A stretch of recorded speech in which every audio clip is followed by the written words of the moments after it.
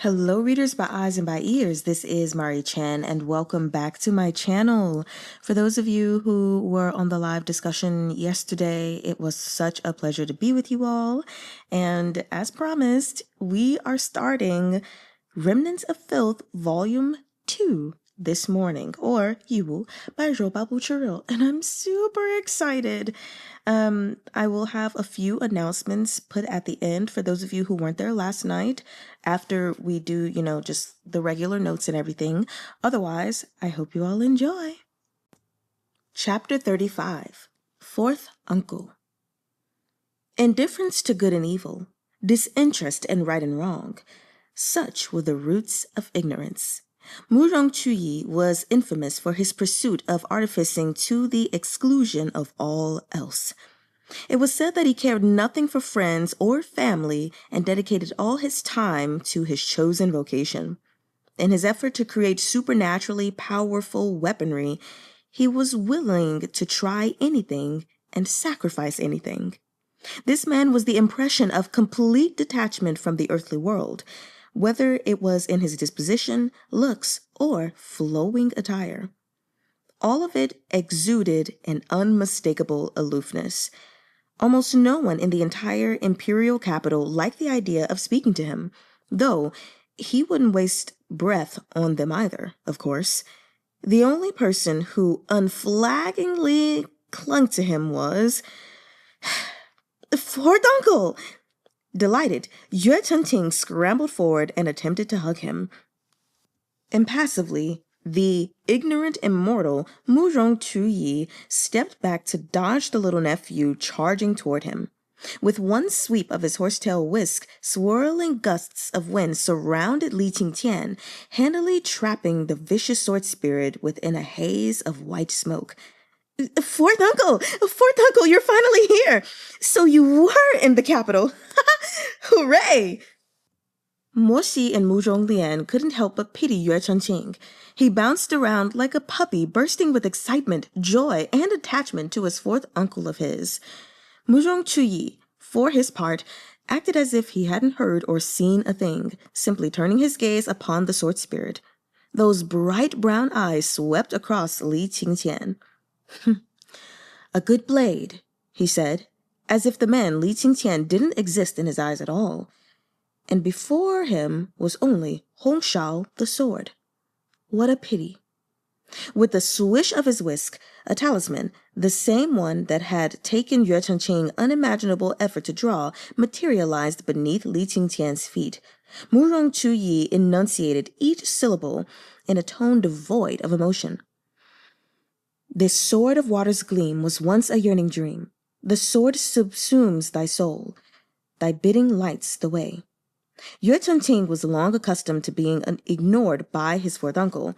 He scurried over and said, undeterred, That's what I just chanted. It didn't work. Murong Chuyi didn't so much as blink as he continued. Rest not in this demon blade. Return thyself to the earthly world. It's not holy sword? Yooeh Cheng-ching exclaimed in shock. But anguish was already apparent on Li Qingqian's face. Black mist seeped out of the Shao sword in his arms. At once, it congealed, and the blade shattered into thousands of glittering shards.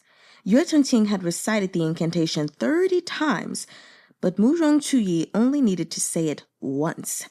He finally realized what had happened. That's right. This sword is from the Liao kingdom. It's not a holy weapon, but a demonic one. That's why the final line should be... Murong Chuyi glanced sidelong at the fragmented remains of Li Qingqian's sword spirit with his amber eyes. There was a pause, and he suddenly knitted those sharp brows. How odd. Sword spirits ought to immediately dissipate after their weapons were destroyed, but Li Qingqian's sword spirit hadn't scattered at all. It was still there. It had merely become faded and incorporeal. And then a cloud of black mist shot upward before he could finish the thought, sweeping past the group and soaring out of the cave. Fourth Uncle, he escaped! Yooeh Cheng-ching cried. I'm not blind. I saw. Let's go after him! Murong Chuyi glanced in the direction the black tea had gone. We can't catch up. Yooeh Ching-ching was stunned by his fourth uncle's frank honesty. Murong Chuyi lifted a hand and worked a spell, levitating what remained of Hong Shao's hilt. Extending 2 fingers, he lowered his gaze and began to examine it thoroughly. What happened? Yooeh Ching-ching launched into a flurry of questions. Why is part of the hilt still here? Shouldn't the entire thing disappear? Why didn't the sword spirit dissipate? Murong Chuyi was still scrutinizing the remaining piece. His obsession was too deep, so he became a sword demon. If the obsession is not resolved, the spirit will not dissipate. Oh no! Yooeh Ching-ching yelped. Fourth uncle! He said he wanted to kill more people, so he'll never disappear unless he kills the person he wants to kill? Are there any other options? Morsi cut in. Yes. Murong Chuyi tossed the last piece of the Hong Shao sword into his own white silk tiankoan pouch. Talk him out of this obsession. With that, he turned to leave the cave, but after taking a few steps, he halted again. If you wish to stop him, please come back with me to Yooeh Manor to talk first. Yooeh Ching-ching scurried after him. Fourth uncle, you don't need to be so polite with me. Of course I'll go home with you. Murong Chuyi's white robes fluttered and the silk ribbon in his hair crown danced. He was the picture of an elegant immortal who trod without touching the dust of the ground. But he didn't even glance at Yooeh Ching-ching, as though he were selectively deaf.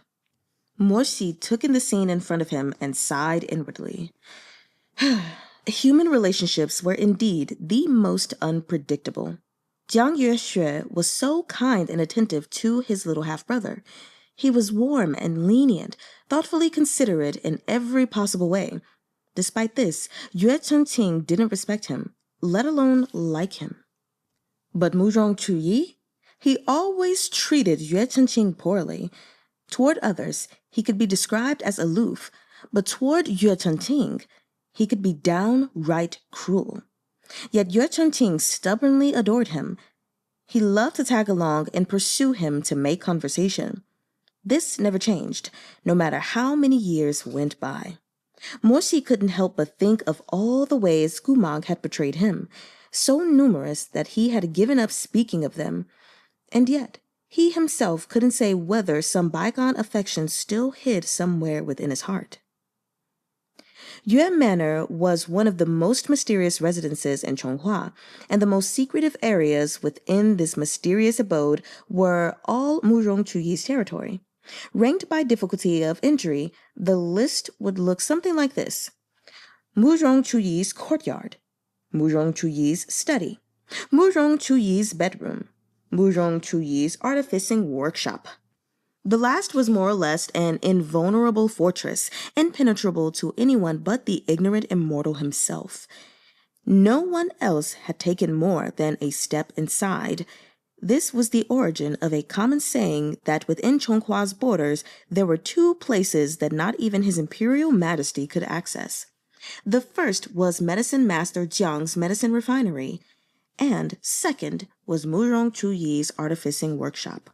The medicine refinery was guarded by poison, and the artificing workshop boasted safeguarding mechanisms that couldn't be cracked even if you gave His Imperial Majesty hundreds of years.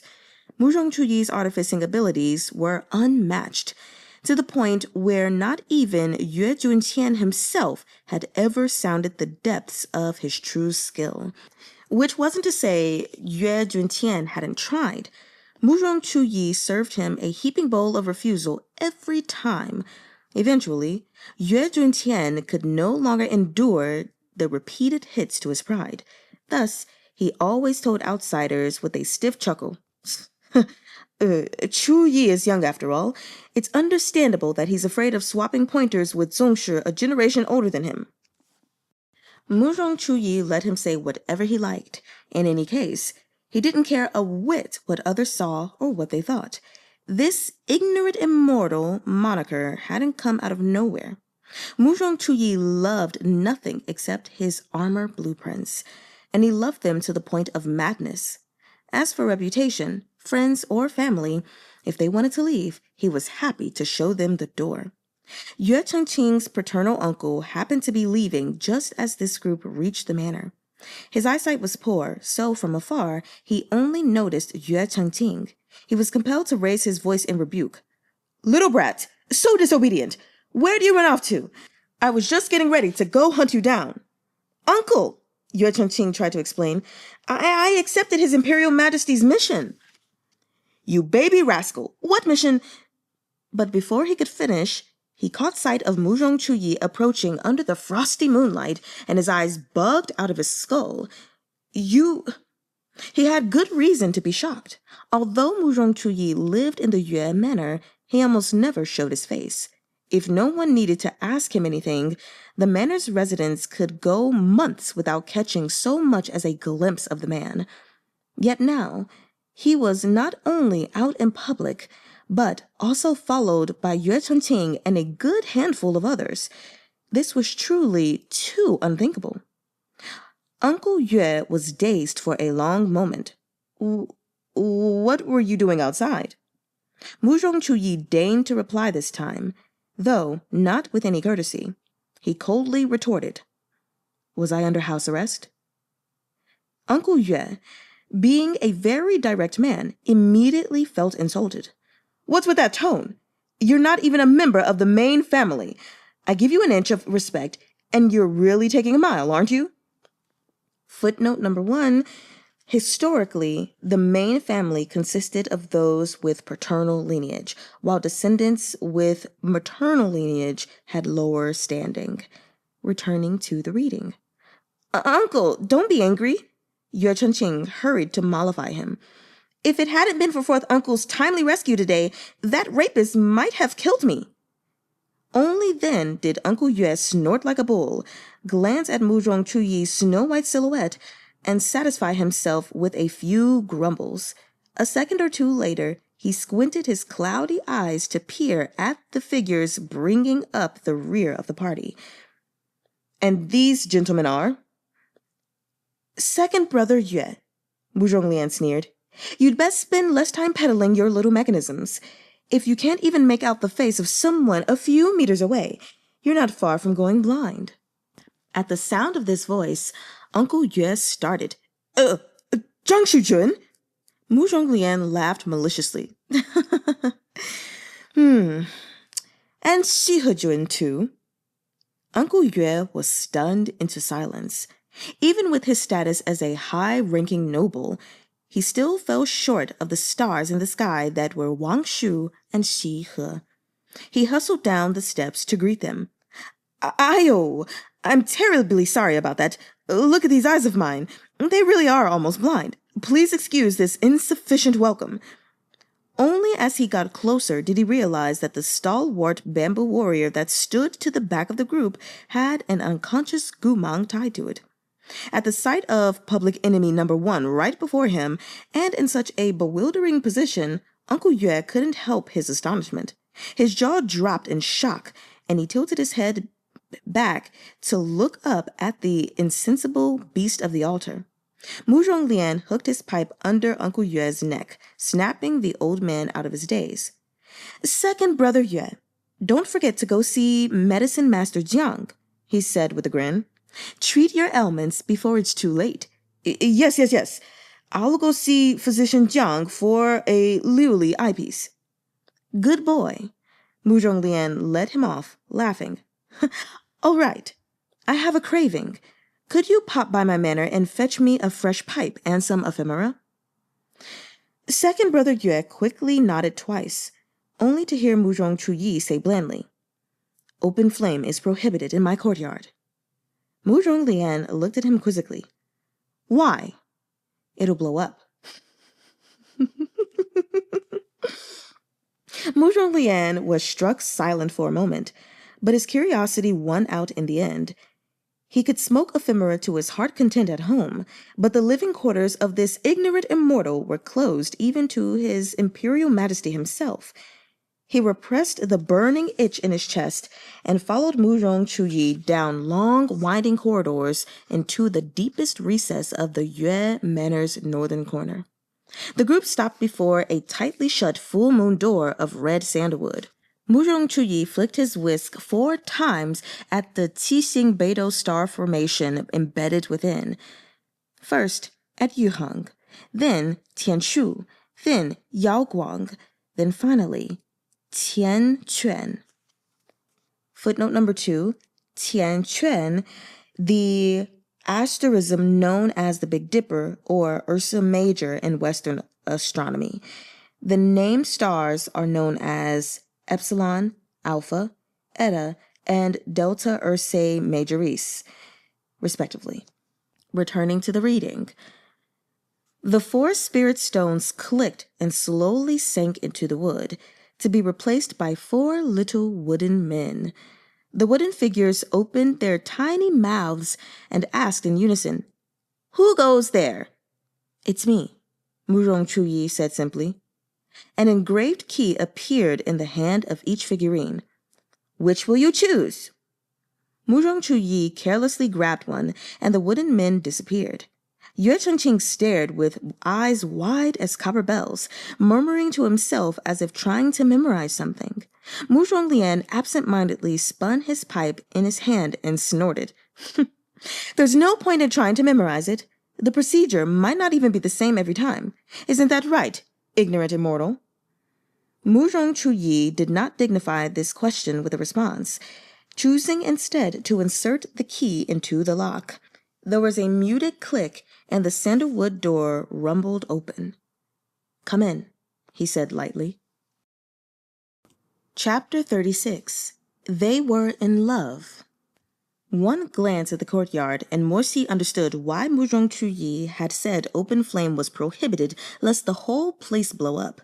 Despite Murong Chuyi's immaculate appearance, the mess in the courtyard was so awful it made one's hair stand on end. The ground was littered with fragments of wood, sulfur, and coal. Hulking suits of armor, half finished, were strewn about, and no less than a dozen bamboo warriors slumped under the colonnade.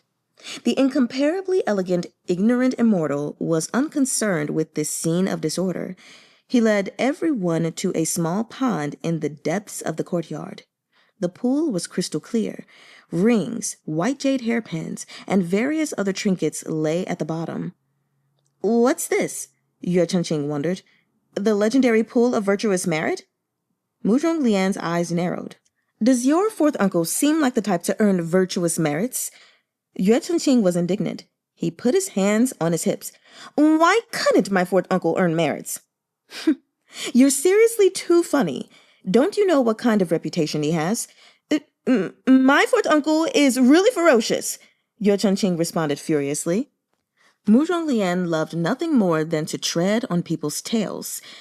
If Ching-ching had held his tongue, it would have ended there. But as soon as he responded, Murong Lian grew all the more invigorated. Even his craving for ephemera had receded a bit. "Ferociousness and reputation are 2 different things," he teased. He pointed to Goo Mahng, still strapped to the bamboo warrior. "Is he not ferocious? Didn't stop his reputation from stinking to high heaven." You... Ching-ching's cheeks puffed out in anger. He may have been the best-tempered young master in Chonghua, but his 4th uncle was the one topic he could not let lie. Ching-ching had blindly adored his youngest uncle ever since he was little. After sputtering for a long time, he shouted at Murong Lian, "You dare call other people stinky? Murong dage, you're very stinky yourself." Murong Lian was at a complete loss for words. Miracle of miracles, the sun had risen from the west. Young Master Yooeh had not only learned how to curse, but the one he cursed out was him. Murong Lian found himself unable to respond for quite a while, stunned silent by shock that outweighed everything else. At that moment, Murong Chuyi turned to face them. "This is the dream transfiguring pool. If spiritual items are thrown in, the water will turn gold." "And then?" Morsi asked. "We each take a jade cup and drink a cupful. After that, we'll fall asleep and dream of past events connected to this blade." Murong Chuyi held Hong Shao's hilt between his middle and index fingers. He looked at Morsi, ignoring Wang Shujun and Ching-ching likely because he was sick of their racket. I'll toss it now. The ignorant immortal figured that Morsi disliked wasting breath more than anything, so he only spoke as a gesture of courtesy. He didn't even wait for Morsi's nod before he moved to toss the hilt in. He hadn't expected that Morsi would stop him. Morsi nodded in Goo Mahn's direction. If we sleep, what happens to him? Simple. Murong Chuyi swept his sleeves back and said blandly, Xuanwu formation. Rise. As his voice rang out, all the plants in the courtyard began to rustle. Every bamboo warrior clambered upright from amid the vegetation. Even those that were slumped on the ground stood up, their joints creaking noisily. One after another, they leapt forward and surrounded Goo Mahng, forming a crowd of 50-odd warriors that continued to grow in number. Even for an immortal, it would be absolutely impossible to spirit him away within the time it takes for an incense stick to burn, Murong Chuyi said. Murong Chuyi and Morsi both preferred to use words like absolutely, certainly, and definitely. Since Murong Chuyi had said absolutely nothing could take Goo Mahng away, then he must have been completely certain. Morsi glanced at those bamboo warriors. Then let us begin, he said, and turned to face the dream-transfiguring pool. Shao slipped into the water, and the pool quickly flashed gold. Murong Chuyi retrieved 3 jade cups shaped like lotus petals, passing one to Murong Lian and one to Morsi. Yooeh Cheng-ching stared helplessly. What about me? I don't get one? Murong Lian snickered. Your 4th uncle doesn't like you enough to let you join in on the fun. So mean. Yooeh Cheng-ching was like a confused puppy. He turned his head and blinked, peeking over at his uncle. His 4th uncle paid him no mind, keeping himself as he downed his own cup in one draught. The dream-transfiguring pool was incredibly potent. As soon as he'd swallowed, his eyes drifted shut, and he fell asleep with his head pillowed on his arm. 4th uncle? When he saw how dejected Yooeh Cheng-ching looked, Morsi filled Murong Chuyi's used cup and passed it to Yooeh Cheng-ching. The young man hastily took it, finally allowed to join in. With a quick word of thanks, he gulped it down and slumped over, limbs akimbo as he dozed off. Morsi and Murong Lian waited no longer to drink their own dream-transfiguring water and instantly sank under. At first, everything was dark, as if they'd been plunged into the blackness of night. Then they heard the sounds of a sword whistling brightly through the air. The cries of that blade were like a mighty thunderstorm that shook the earth and painted over the sky. Morsi could probably recognize the brilliant sound of that sword even with his eyes shut. These same sounds had rung out when Qingqian had battled thousands of demon wolves at his side. At that time, the water-parting sword had not yet reached the peak of its power, but each and every strike had been filled with clear and pure spiritual energy. The scene slowly brightened as they listened to the swings of the sword, and their surroundings gradually became clear. It was late spring, and they were in a little village house, the yard filled with fluttering apricot blossoms. Qingqian, who looked to be around 20, was practicing his sword, his patched green robes whirling through the air with every movement. But he wasn't alone. A dainty girl dressed in coarse purple clothes exchanged blows with him. Her movements were clever and swift, spinning and ducking so quickly it was difficult to catch a glimpse of her face. It wasn't until Qingqian had her at sword point that she laughingly came to a stop. She complained with mock indignance, "Daga, I held out for another 12 strikes today. Don't I deserve praise?" Qingqian smiled. Shao is very formidable. Shao, it seemed, was this maiden's name. And she wasn't satisfied. You used that line last time. Try a different one. Qingqian laughed helplessly. Then you're the most intelligent? You said that the time before last. You need to think harder. With a huff, she turned away. Only then did Morsi get a good look at her features. This girl was around 17 or 18, with skin like lotus petals, slender brows like a willow, and a beauty mark at the outer corner of her eye. Morsi was not great at telling women apart. He simply thought she looked quite familiar. Only after a few seconds did he realize that this girl looked quite like those missing maidens. Or perhaps, should he say those missing girls looked like fragments of her. Some had similar noses or lips, while others had that mole by their eye. Li Qingqian sheathed his sword and reached out to flick the girl's forehead. Can't think of anything. I give up. He turned around to duck back into the house. Hey, you just didn't try hard enough. Shao skipped after him and cried out at the top of her lungs. Lidaga has gone back on his word.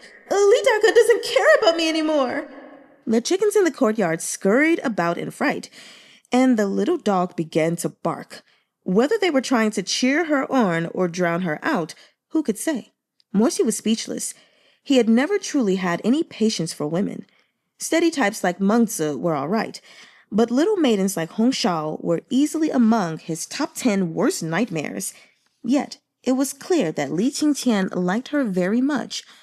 There wasn't the slightest hint of impatience when he spoke to her.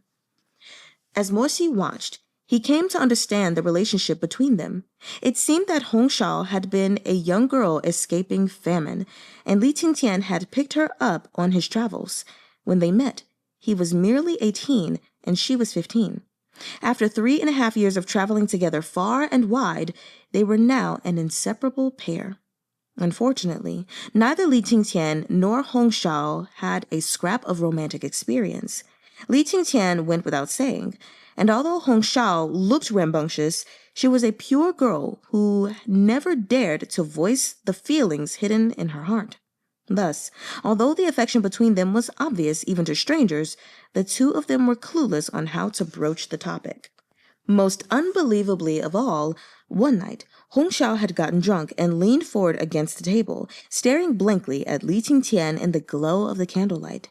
As she caught sight of his hand resting by the scroll as he read, she couldn't resist the temptation any longer. She inched quietly closer, bit by bit. Heart pounding, she plucked up all her courage and took hold of his hand. Li Qingqian had turned his wide-eyed gaze on her in astonished silence.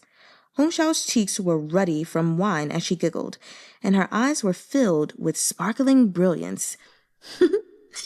Daga! Logically speaking, in cases where two parties were pining for one another, as long as one of them musters up the courage to speak, to poke through that thin paper window between them, the other should then be able to express themselves and reciprocate their feelings. But as Shao gazed at Li Qingqian's elegant and handsome face, she suddenly felt timid. Was she really fit to be with him? 3 years ago, when this man had reached out a hand to the frozen, starving, filthy little girl covered in scabies, he had already become her big brother, her deity, her knight in shining armor. In the eyes of Shao, everything about Li Dage was wonderful. His looks, his heart, his cultivation, his voice. Other than being poor, he was the best in the world in every way. She lowered her head to consider herself. Although her looks were pleasant enough, in the end, she was no more than an illiterate girl, both clumsy and stupid. She ate a lot, twice as much as her Li Dage in a single meal, and her voice was too loud, like a raucous drum. The more this little drum thought, the more sorrowful she felt. The courage she had so painstakingly gathered abandoned her at the critical moment. Her bravery was gone, but their hands were still linked. She had to find a suitable excuse, didn't she? She couldn't possibly say, "Sorry, Daga, I grabbed your hand thinking it was a cup of tea." And so, Shao concocted an excuse so terrible it didn't even convince Shee. She laughed and said, "Let's arm wrestle." Li Qingqian had no words. Let's play. Let's see who's stronger." Qingqian also thought he'd misread the situation. The tips of his ears were pink as he withdrew his hand from her palm and lowered his lashes. "Didn't we just match wits yesterday?" he said helplessly. Exactly. So today we'll compare in strength." "What new whim is this?" Qingqian chuckled reluctantly. "A new competition every day. Then what kind of match are you planning for tomorrow?" "Tomorrow we'll compete in handsomeness," Shao declared. She grabbed the brush Qingqian had left beside his book and drew a mustache on her face with 2 strokes. "Look, Daka, just like this." Qingqian watched her look from side to side, cleverly stroking her imaginary beard. He couldn't help but feel amusement and tenderness. He did like her back, but just as she saw herself as too stupid, clumsy, and gluttonous, Qingqian considered himself too stuffy and poor. He'd always felt that a girl as clever and pretty as Shao shouldn't have to suffer alongside him. In fact, when Shao had first insisted on sticking with him, he had told her rather helplessly, "Miss, I only saved you because I happened to see you collapse on the side of the road when you were so ill. I never asked you to repay me in any way." Despite her voice, loud as a drum, Shao's figure was slight. As soon as Qingqian quickened his pace, her footsteps pattered as she chased after him, frantically explaining as she ran. Da-ga-ga, I know. You don't need me to repay you, but I want to." "Stay at the healer's hall, then. Didn't I already speak with the doctor? She's willing to take you on as a disciple. If you want to repay me, study with her and learn to cure illnesses and save people in the future. Doesn't that sound nice?" No, it doesn't." Shao was so anxious she had begun hopping up and down. "I was ready to sell myself to bury my godfather, but you gave him a burial, saved me, and took me to the doctor. I don't care. I'm staying for sure." She was screaming and shouting like a little lunatic by the end. Now that he'd seen how troublesome this sick kitten was once she'd regained her strength, Qingqian's head began to ache, and he walked even faster. Shao grew more distressed, her shoddy grass sandals slapping the ground.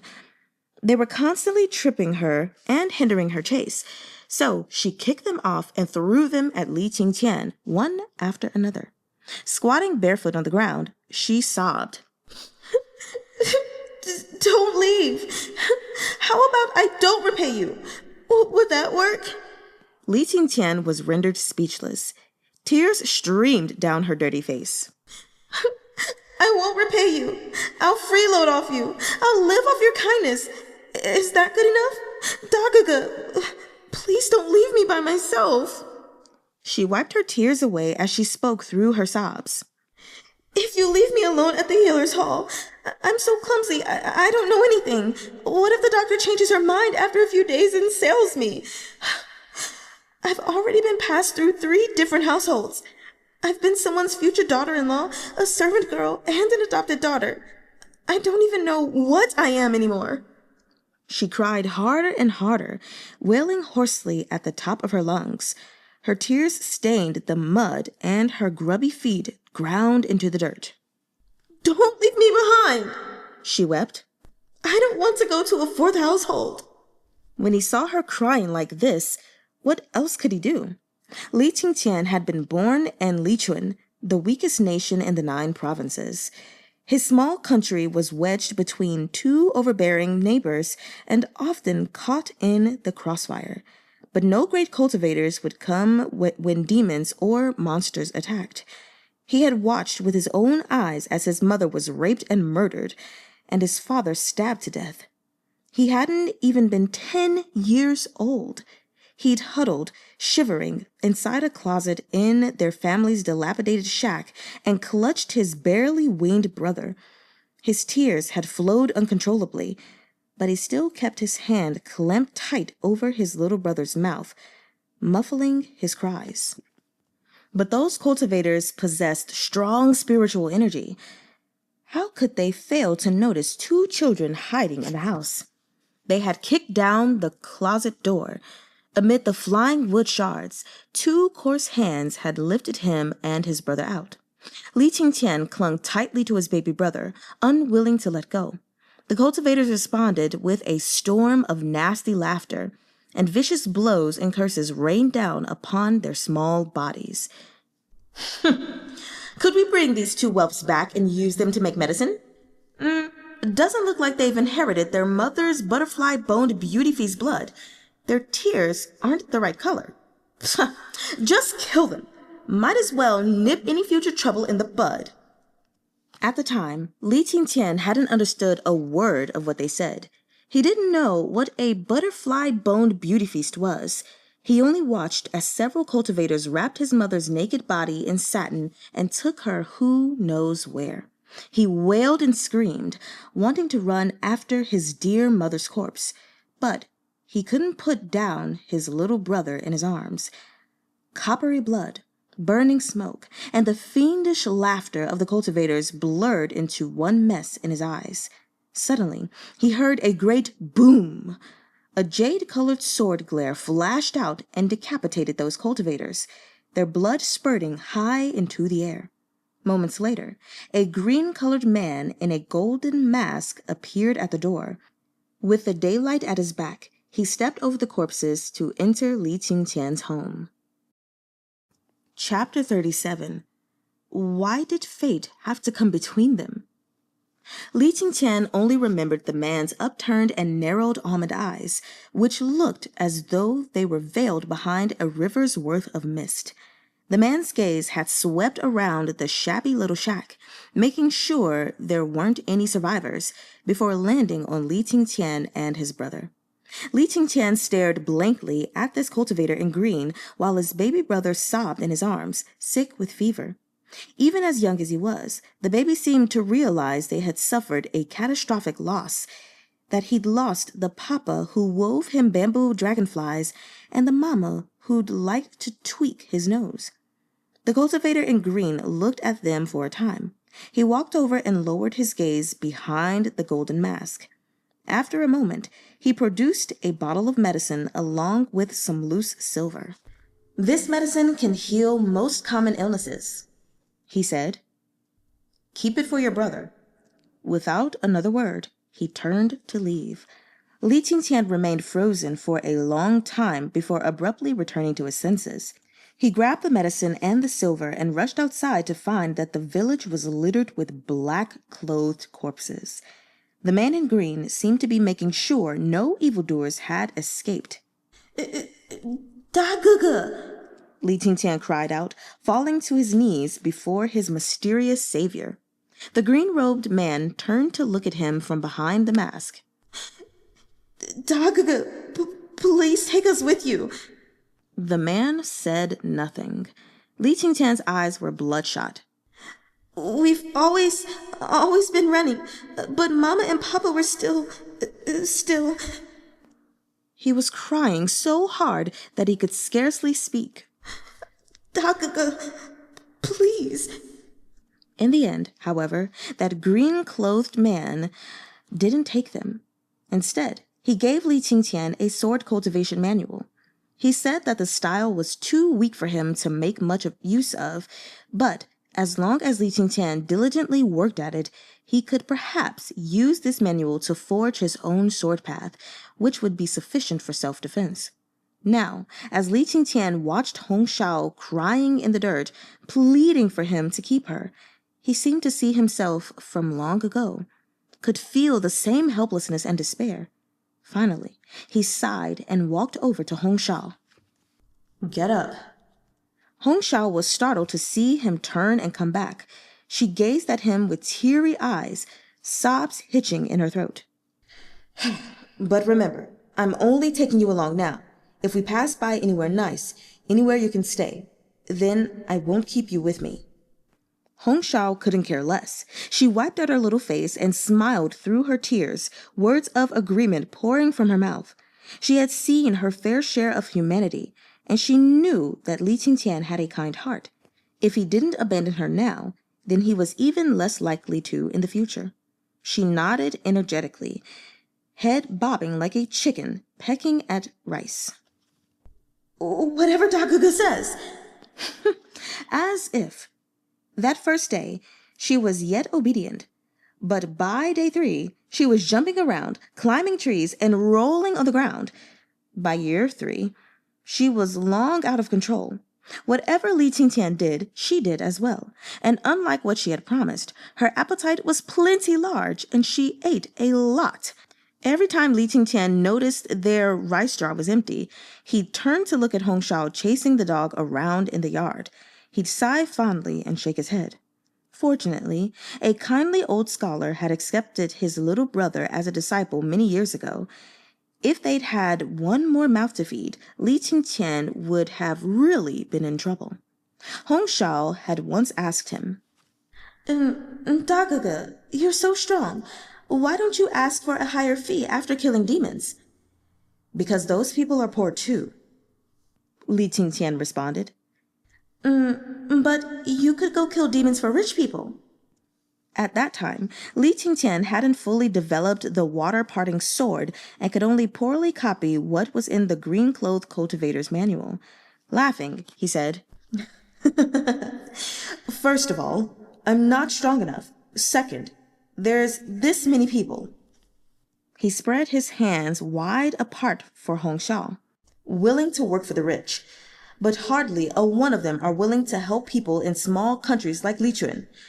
Huh, I see. Hong Shao munched on a steamed bun, nodding. You're a good person. My savior from back then was a good person as well, Li Qingqian said, smiling bashfully. I never learned who he was, but I've always wanted to become a cultivator like that. But I definitely won't be as strong as him, and I will probably always be this poor. Hong Shao wasn't happy with this. Mouthful of steamed bun, she sketched a large circle with her hands. No, Daga is the strongest. Daga is this. She strained to pull her arms into an even bigger circle. This strong. Li Qingqian laughed out loud and patted her on the head. If you keep talking, you'll drop that steamed bun. Hong Shao yelled and bit down, grinning as she chomped on the steamed bun and kicked her feet. Her goose-yellow embroidered shoes were beautiful and very clean. Li Qingqian had purchased them with the pitiful few cowrie shells he had.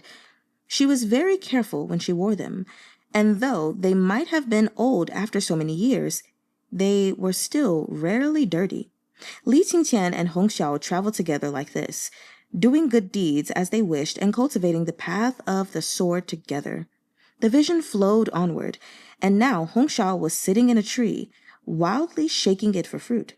Li Qingqian stood beneath, and though his head ached, he nevertheless looked up at her with overwhelming tenderness. But this kind of calm and peaceful life wouldn't last. Morsi already knew what kind of ending awaited them. Looking at their brilliant smiles was akin to gazing at a beautiful mirage. This girl would leave Li Qingqian. He would become famous. Then he would die. In the end, he would be forged into a vicious sword spirit. How had all this come to pass? The vision shifted and changed, and each layer of the mystery began to gradually erode, revealing the bare truth beneath the sands of time. On a day near the end of spring, they came to a turning point. Hong Shao fell sick. The two of them had recently passed by a little village near the Liao Kingdom.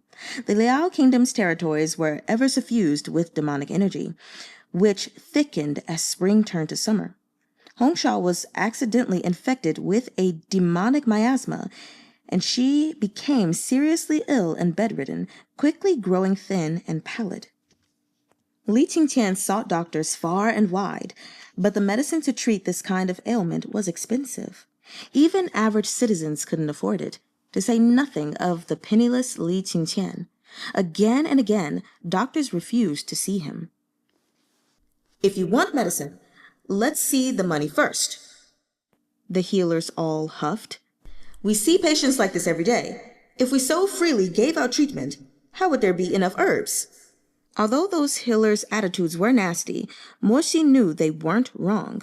The medicine for treating this kind of miasma was permanently in short supply, and each country had its own methods of restricting its use. For example, only nobles could purchase it in Chonghua, which was why Goo Mahng had once leveraged Murong Lian's name to procure medicine for that village. The Liao kingdom was slightly more lax. They didn't care about bloodlines. They only cared about money. But Li Qingqian had none. He sat beside Hong Shao's sickbed. She looked like a wilted flower. Gone was the energy for jumping and shouting. She could only squint at him through red, swollen eyes, her lips moving slightly. "What was that?" Li Qingqian whispered. Hong Shao's mouth moved again. Li Qingqian had to lean in very close to hear what she was saying with a smile on her face. "I don't eat much anymore. I can save Li Dage some money." That day, after Hong Shao fell asleep, Li Qingqian stepped out of the little thatched hut and crouched on the steps, staring off into space. He was suddenly unable to bear it. He curled up and began to cry. He was afraid to weep too loudly, firstly, because it would be unbecoming for a grown man, and secondly, because he didn't want to wake Hong Shao, who had just fallen into a restless sleep. What should he do? What was he supposed to do? He really wasn't as strong as Hong Shao believed. He really hadn't become the green-robed cultivator from his childhood. He couldn't even protect the little girl who accompanied him. After so many years, other than ambition and empty words, he had nothing. Shee could hardly stand to watch anymore, but the story had already been told. He knew their fates could no longer be changed. The vision continued to move along. The young Li Qingqian wandered through the busiest markets in the Liao kingdom, blank-eyed and helpless. He'd sold off what little he could for 7 doses of medicine in order to buy some more time for Hong Shao. Now, only 1 dose was left. What would they do tomorrow? Come, look carefully. The requirements are very strict. Don't try to cheat." From the corner of the market came the pounding of drums. Hong Shao loved this kind of lively atmosphere, and she'd always drag Li Qingqian over to take a peek around whenever they chanced upon such things. He walked over out of absent-minded habit, as though Hong Shao was still at his side, chattering and pulling on his sleeve as she bounced up and down, complaining that she couldn't see over the crowd. He stood and stared blankly for a moment. He came to his senses and was about to leave when he heard shouts rising from the crowd. "Are they really offering that much money? The Guoshi is seriously too bold. Good heavens, it sure makes me envious." To Li Qingqian, the word money used to be nothing more than a gust of wind, but now the sound of it was like the prick of a needle. He whipped around and glanced over with bright eyes. On the stage, an elite Liao Kingdom cultivator paced back and forth, striking a drum to attract attention. Behind him hung a silk portrait as tall as 3 men. Its subject was a beautiful and alluring woman with a mole at the corner of her eye. From this angle, she unexpectedly looked quite like Hong Shao. Li Qingqian was taken aback. He heard the Liao Kingdom cultivator shouting over and over, "The Guoshi has read the will of the stars. All girls who look like this will bring prosperity to the kingdom. All who conform to these requirements will be accepted into the palace." He banged on the drum and raised his voice again. "The chosen girls will become priestesses in the palace, and their families will receive 1,000 gold calories. We're taking volunteers only. Those who are interested, please come to the back of the stage to be examined." Li Qingqian stared into space for a while before coming to a sudden realization. He rushed backstage to the Liao Kingdom cultivators overseeing the examination. His voice shook as he asked, "Will the Guoshi take any girl who looks like this?" "As long as she looks similar enough." "What is he taking them for?" "Are you deaf?" the cultivator said impatiently. "He's taking them as priestesses. They'll have a good fortune to learn divination and astrology from the Guoshi himself. We've said it loud and clear. What's so hard to understand?" Li Qingqian's palms were clammy with sweat. He swallowed hard, and his eyes widened in both pain and hope. Ignoring the man's nasty attitude, he pressed on. "So, if the girl has demonic miasma, you will..." Are you willing to... Didn't I say that we'll take any girl with the right features? Demonic miasma? Huh, so what? Won't she be fine with a bit of medicine? What kind of dog fart question is this? If you have someone who looks like this, then bring her to show us. If she doesn't look like the picture, then get lost. Priestesses have to meet high standards, useless beggar. The cultivator spat. Wasting my time. Qingqian remained in shock. Yes, what kind of question was this? Demonic miasma wasn't some incurable disease. It was just as the cultivator said. The afflicted only needed a bit of spiritual medicine.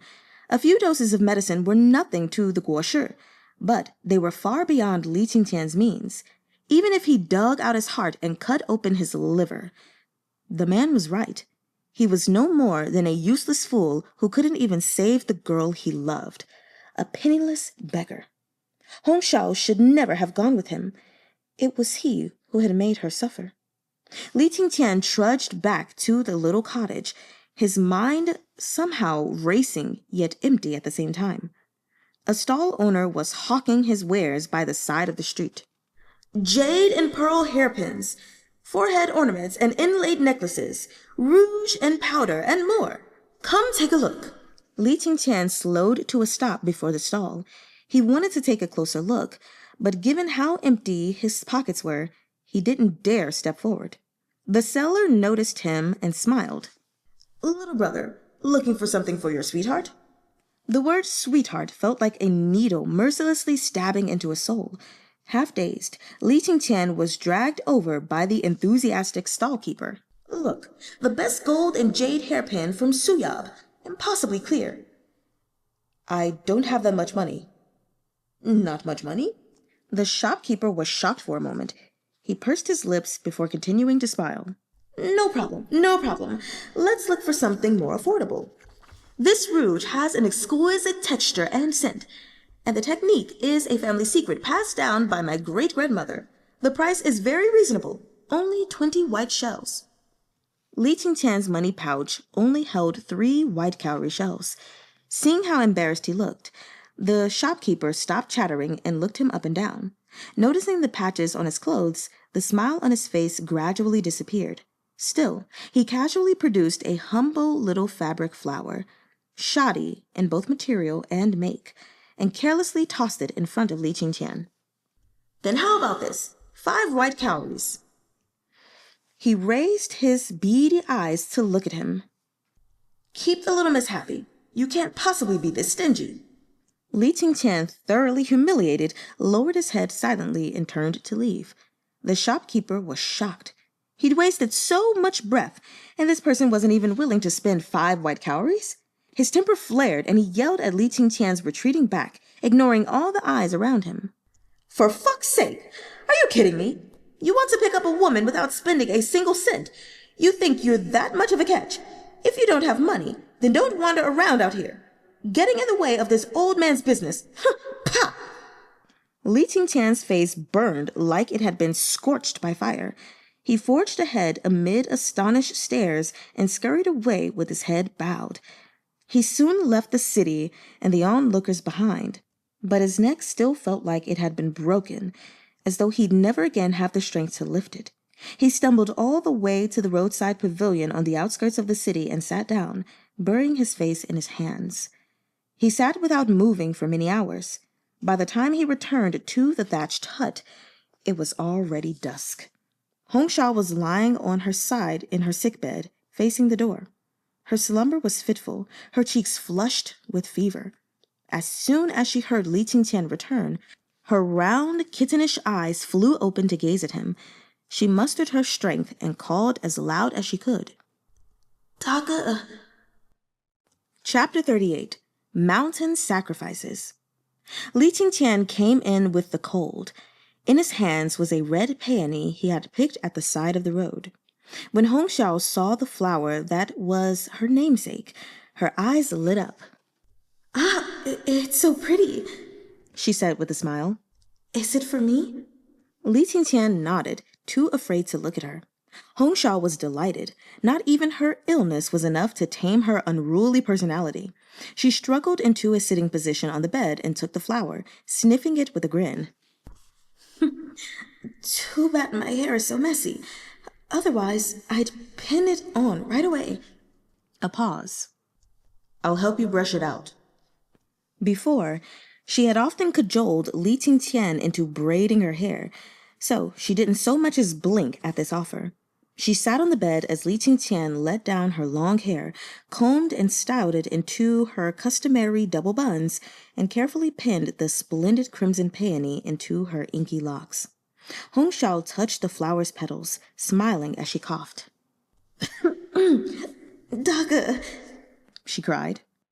Bring me the mirror. I want to see if it looks good. Why don't you come off the bed? Qingqian said after a second. Go look by the table. As he spoke, he moved her only pair of embroidered shoes to the foot of the bed. Throughout all of this, he had not met her eyes once. Only now did Shao sense that something was amiss. She slowly turned her head to look at Qingqian.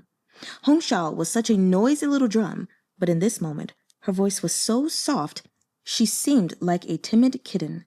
She looked at him inquiringly. Daga? Qingqian said nothing. Daga, is there something on your mind? With his hands balled into fists and sweat gathering in his palms, Qingqian told her about the Guoshi seeking priestesses. He kept his head bent low as he spoke. As long as he couldn't see the expression on Shao's face, he could avoid compounding his own sadness and guilt. Yet although he never looked at Shao's face, how could he not see her tears fall down and soak into the threadbare blanket? The little drum's voice was as soft as a kitten's. I don't want to go. Shao. Shao whimpered, then burst into tears. I don't want to go. I don't. I've been sold back and forth since birth, Daga. And now even you don't want me anymore. You want to abandon me too? You want to hand me off for the 4th time? She hugged her knees, crying piteously. Even dogs and cats couldn't bear to change owners 4 times. But I'm human. Maybe I'm clumsy. Maybe I'm stupid. But I have feelings too. I feel sadness too. I couldn't stand to be parted from you. I don't want to go. I don't want to leave. Just let me die of sickness. I only want to spend my days with Daga. She refused to listen to anything Qingqian said. But really, how could Qingqian possibly let her die before his eyes like this? Hardening his heart, he stood and turned to her. If you go to the Guoshi, he said, your sickness will be cured, and I will receive 1,000 gold cowries. Your life will be saved, and I'll have money. It's a good deal for both of us. Please, do this for me. Stunned, Shao swallowed her tears and looked at him, blankly. Qingqian swept back his sleeves. Go. Shao was bewildered, but she still managed to say, You wouldn't. Why wouldn't I? Qingqian turned sharply, the rims of his eyes red, and spoke through gritted teeth. Consider this a plea. I'm always tired enough as it is after caring for you for 3 years. If I sold you, at least I'd be able to eat well. Why are you clinging to me? If you stay with me like this forever, how do you think we'll end up? Shao's eyes were wide, her gaunt cheeks gradually losing color. How would we end up? Would they kneel to the heavens and earth and get married? Or would they become 2 sword cultivators wandering the world together? There was nothing more drawn out and difficult than one person promising themselves to another and spending a lifetime together. A bouquet of passion and 2 true hearts weren't enough. They needed money, trust, opportunity, and hope, all of which these 2 lacked. It was one thing to spend 3 years roaming the land together, but what excuse did he have to make her suffer a lifetime of poverty at his side? The stall-keeper was right. He couldn't afford to give her even the ugliest and shabbiest silk flower. Their feelings were no different from the peony blossom in her hair, so beautiful when first plucked, with the promise of being just as splendid tomorrow. But it would die. Together, the two of them could never possess an everlasting silk flower. They could only have a dirt-grown peony, fleetingly beautiful, but withering to nothing in the next breath. In this world, there were many lovers who were defeated by money, status, health, or even love itself. Li Qingqian didn't know which of these struggles had defeated him. To put it gently, he had lost to poverty. To put it harshly, he loved her and refused to see her wither at his side. Thus, he had lost to love. Either way, he was someone who had failed utterly. He had no choice but to send her away. A poor wretch with a poor woman, doomed to become a poor geezer dragging around an old hag? Do you think I want to live like that? Have you ever taken a moment to think about me? Shao stared at him in shock. This was the first time since they met that Li Qingqian had spoken to her in anger. She raised her head, the peony tilting, and her face was stained with tears. But I do, she thought. I've never dared be greedy. I've never even dreamed of riches. The best I can imagine is for us to be two old peddlers, walking together through the long shadows of sunset. The old hag would make a racket while the old geezer beside her smiled good-naturedly. Other than their heads of white hair and their wrinkled faces, they would be just as they were in their youth. As it turned out, an ending like this was entirely too rosy for her. It was too much to ask, and was, in fact, absolutely out of her reach. She was just a little slave, selling herself to bury her adoptive father. 3 years ago, Li Qingqian had fulfilled her wish, so he'd essentially bought her. What say did she have in the matter if he now wanted to sell her off? Shao wasn't a girl. Because she was low-born, Shao was destined to lead a drifting, aimless life, to be no more than the plaything of others. She had been a child bride, a servant girl in a large household, and a farming family's purchased daughter. She had thought she could call Li Qingqian Dage for a lifetime and settle down at long last. But it was fleeting, just like the others. Once again, she had nothing to rely on. In the end, she went to the Guoshi. At twilight, beneath the luminous clouds, Shao followed the attending official onto the stage. Step by step, she climbed to the very top of those interminably long stairs to greet the fifth owner. The bell hanging from the eaves of the roof tinkled brightly. She turned at the corner of the stage to glance at the base of the city gate tower. Li Qingqian was receiving heavy bags of gold cowries. After he thanked the attendant, he slowly walked away. She watched his retreating form, thinking, "Why don't you turn? Can you give me a proper goodbye? Can't you at least wave at me and allow me to willingly part from this 3-year-long daydream?" But then she thought, Never mind. Such was the bitter pain and attachment lodged in her throat that she was afraid she might collapse if he looked at her. She was afraid that she'd panic just as she had all those years ago, sobbing with no regard for anything else, inconsiderately clinging to him and begging him to keep her. The wind picked up, ruffling the flourishing petals of the fragrant peony at her temple and setting her clothes fluttering. Her eyes swam with tears, yet she couldn't help but smile. 1,000 gold cowries could buy so many steamed buns. Surely Dage would never go hungry again. It was fine if he didn't turn around and didn't change his mind. 3 years ago, she had only wanted to survive, which was why she had yelled so recklessly at him while he was leaving. But she was afraid now, afraid that her cries wouldn't have any power to stop him. That would hurt so much she'd never be able to take another step forward. She had to keep going. She had to. Her tears still hadn't fallen. She tore her gaze away and walked with lowered head through the corridor hung with silks and chiming bells, continuing onward. On her feet were her embroidered shoes, and in her hair that red peony. They were so poor that these paltry sentiments were all that remained of those 3 years together. The indistinct sounds of music and singing came from behind the curtains on the noble's stage. The jackdaw mourns at dusk, yet soft are the lakeside willow's leaves. He who knows not parting's pain would never believe in white-haired grief. The golden glow of twilight illuminated the roof and bathed the stage in splendor. Shao carried with her this final piece of yearning. With each step, she walked further into the distance. In searing pain, with endless tears, once more I climbed the red tower with a heavy heart, to lean against the railing and watch the horizon, despite the mountains keeping us apart. Footnote 3.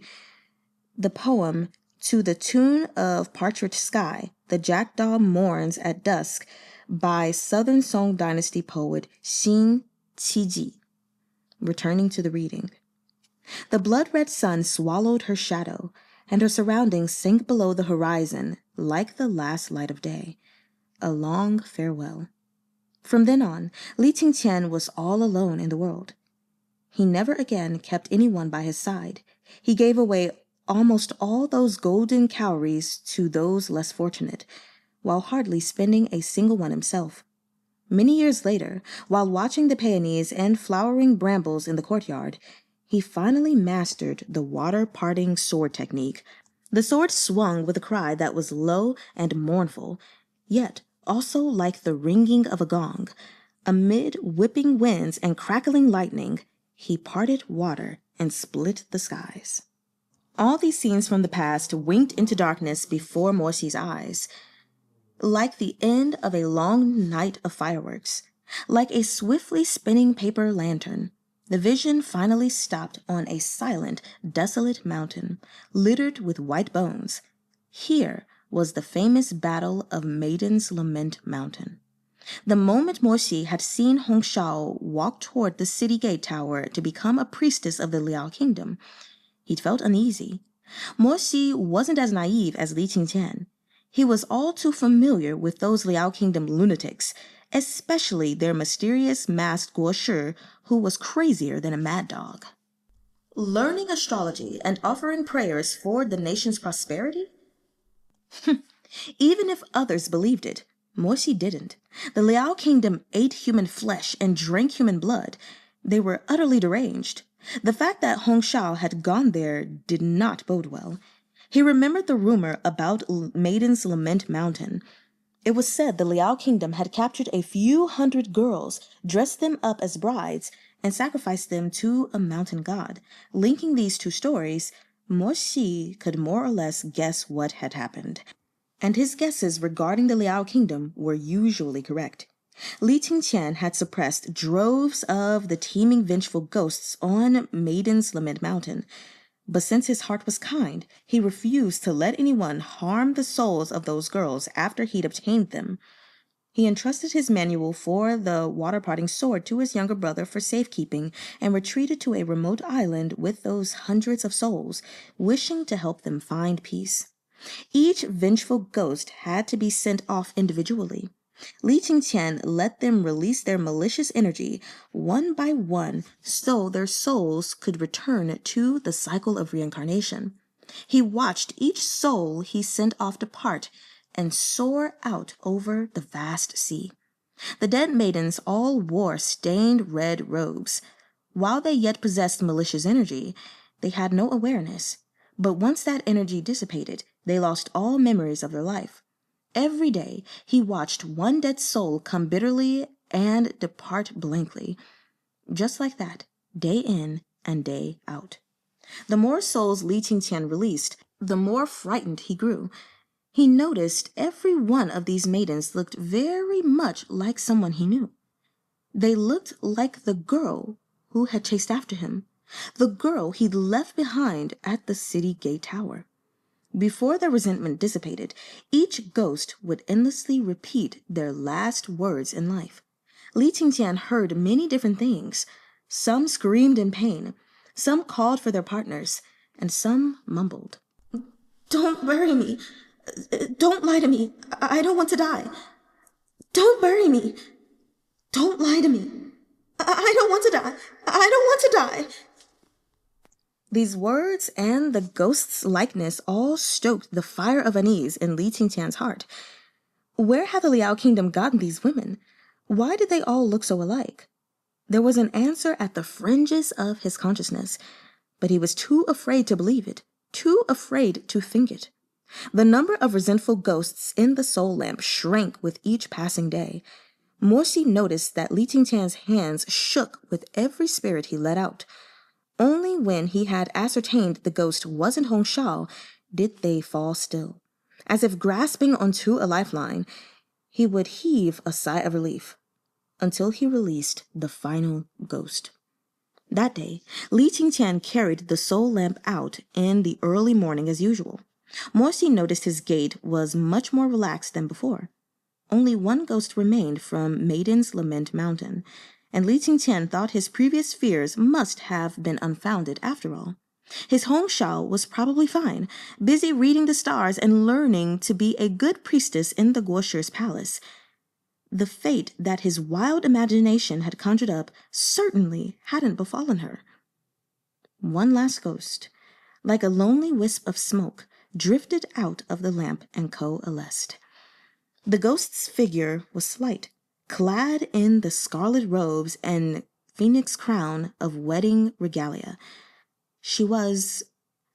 Li Qingqian felt as though he'd been struck by lightning, and his blood ran cold. "Hong Shao?" he blurted. The faint image was like a nightmare come to life. Hong Shao's resentful spirit hovered blankly in front of him, looking just like the girl who had appeared countless times in his dreams. There was even a peony at her temple, and she still wore her goose yellow embroidered slippers. But she couldn't laugh or jump around. She couldn't squabble with him like a little drum. She was just like all the other ghosts he had exorcised. Her mind and memories had already been obliterated, leaving only a lonely soul to float before him. Even the most naive and stupid person would have realized by now that the Guoshi had deceived everyone. The maidens entrusted to him never became priestesses. They were offered up to the mountain god, their corpses piled high and buried deep. The noble's trickery had deceived all those desperate souls. Hong Shao floated in midair and muttered her final words. With vacant eyes, she said over and over, "Turn around, Daga. I want to say a proper goodbye. Turn around, please. I don't expect to grow old with you. I don't expect you to give me your hand again, to take me on your journey or teach me the sword. I was just thinking that, all along, I've always been the one chasing you, the one looking at you from behind. When we say goodbye, could you be the one to watch me go up the tower? To finally take a good look at me? I don't want to die like this, Daga. I never got the chance to say goodbye." Morsi couldn't see Li Qingqian's face from where he stood. All was silent. He made not a single sound. But after a while, as though a flood had finally broken through the dam, a violent, animalistic howling burst from Li Qingqian's throat. Hoarse, wordless sobs and screams reverberated through the vision. Each cry sounded like it was gorged from his throat with bloody claws. "I shouldn't have sent you away," he cried. "I shouldn't have. If I hadn't sent you away, I wouldn't have been able to make you well. But I could have kept you company. The one to suffer would have been me, but I was selfish and weak. I pushed you onto others, made my escape, and left all the suffering to you." He knelt before Hong Shao's dead soul, just as Hong Shao had knelt in the dirt back when they first met, shaking with grief as he sobbed. "I didn't even have the courage to say goodbye. I never told you, honestly, that I didn't want to see you go." For an entire day, from the break of dawn to the brilliant sunset, the man and the ghost kept each other company one last time. But the sky finally grew dark, and the resentful spirits who had exited the soul lantern could no longer linger. Hong Shao either had to be sent off or fall into eternal suffering. Li Qingqian had no choice but to muster up his energy. Tears streamed down his face as he began to hoarsely recite the rebirth mantra. He was sending her off, letting her pass on. This time, against the backdrop of the changeable sea and the quiet cadence of Sanskrit, He was the one to watch her go. Namo Amitabhaya Tathagataya. Again and again. Tadiyata Amritod Bhave. Hong Shao, caught in the murmuring of the rebirth mantra, unwittingly began to repeat her last words. Turn around. Daga, I want to say a proper goodbye. The black tea vanished without a trace, through the rosy clouds at the horizon. 1,000 golden beams streamed into the waves. Li Qingqian's lips trembled as he uttered the last word and slowly raised his head. Hong Shao's soul was freed. Her eyes now truly empty. She was silent, as though perplexed to find herself on this vast earth. Then she turned her face toward the horizon, toward the sliver of twilight at the edge of the sea. Without the slightest reluctance, she drifted away. To you, I want to say a proper goodbye. Li Qingqian broke down in sobs. Tracking her retreating figure, he chased after her, hoarsely calling her name, wading into the sea. The water came up to his thighs, then his waist, as the waves battered him. He staggered and fell to his knees, but he did not lower his head. He watched her disappear into the golden glow between the heavens and earth. When we said goodbye at the tower, I didn't look back. This time, it's my turn to look at you, my turn to send you off. In this life, we'll never have the chance to say a proper goodbye. But I'll send you off. I'll help you cross. I'll watch you embark on this long journey. Hong Shao. Hong Shao. Will you forgive me like this? Forgive my deficiency and weakness. Did you ever forgive me? Could you ever forgive me? The skies were empty, the sun a blood-red sickle on the edge of the world. Twilight deepened as the sea swallowed that final scrap of light. Darkness engulfed the solitary island, and night rushed to cover the sea amid his tortured sobs. Guoshi didn't move, nor did he look at Li Qingqian's face. He had spent half of his life on military duty in places ravaged by poverty, and he had seen that kind of broken, ruined visage countless times. He had no wish to witness such a sight again now. Not long after, Li Qingqian traveled back to the Liao kingdom. He sought an explanation from the Guoshi. What kind of priestesses are used to fill the soil of mountains and placate the gods? Those were called sacrifices. Sacrifices! Li Qingqian has already cultivated his water-potting sword to its peak. With a chest brimming with hatred and a belly full of vengeance, the Liao kingdom's guards were no match for him. He swiftly flew across the roof tiles and peaks to land before Guoshi Hall. With 3 blows, he slaughtered the guards, then kicked in the door. Chapter 39. Guoshi. The palace doors swung open. Behind them was a scene bathed in golden light. The elaborate ornamental trappings of Guoshi Hall were flecked with gold dust. Pale yellow drapes hung to the floor, which was strewn with mats woven of soft golden straw, each soft cushion embroidered in gold thread. Every detail exuded an imposing wealth. In this ethereal glow, a man in loose-fitting robes sat by the window with his back to Li Qingqian, playing the teen with his head bowed. That teen was covered in human skin and strung with human hair. Set into the teen's body were 9 human eyes, which spun and whirled with each of the man's movements. Upon hearing the door kicked open, the man leisurely played a few last notes before muting the strings with a palm. "What brings a guest here so late on this quiet night?" he asked calmly. Li Qingqian raised his bloody sword, his voice deep with hate as he bit out 4 words. "I come for vengeance." "Ah," the Guoshi laughed, light as smoke. "In all the 9 provinces, there's no shortage of people, men and ghosts alike, who seek me out for revenge.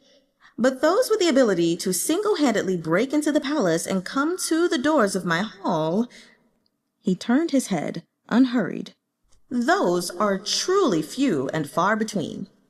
Really quickly, I wanted to share one of my notes in here with you from my very first read. It says, wouldn't it be terrible if the Guoshi was someone he knew, like his savior as a child? Okay, anyway, returning to the reading. As he turned, all the lights in the hall flared brightly. The Liao Kingdom's Guoshi wore a golden mask. His black eyes flickered behind it inscrutably as he chuckled. What kind of vengeance is Shizun here for? Blood vengeance, Li Qingqian said fiercely. Oh? The Guoshi rose to his feet with interest. Whom did I kill? Li Qingqian knew there was no point in telling him Hong Shao's name. He said through clenched teeth, The maiden sacrificed to the mountain. You know exactly what you did. You liar! The Guoshi was silent for a moment, then he burst into laughter. So Shizun is this furious over a mere woman. Li Qingqian was shaking with anger, his eyes red. You said you were looking for women with a certain appearance to take them in as priestesses, to teach them to read the will of the heavens. But in reality, it was to bury them alive on Phoenix Feather Mountain as sacrifices to the mountain god. Is this not true? Yes or no? No, the Guoshi replied. Li Qingqian was speechless with fury. However, he was a reasonable man.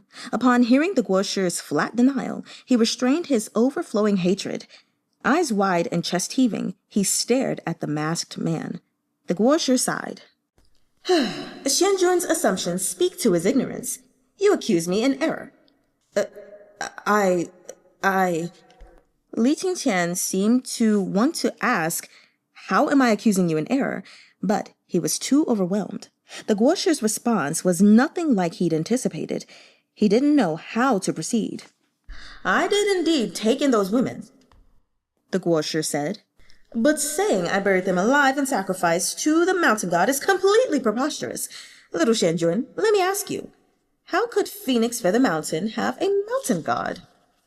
Li Qingqian blinked in puzzlement. Even the gods of the 5 evil mountains probably wouldn't be offered hundreds of live virgin sacrifices. And how does Phoenix Feather Mountain compare to them? But it has no spiritual affinity. Its feng shui is deadlocked and inauspicious.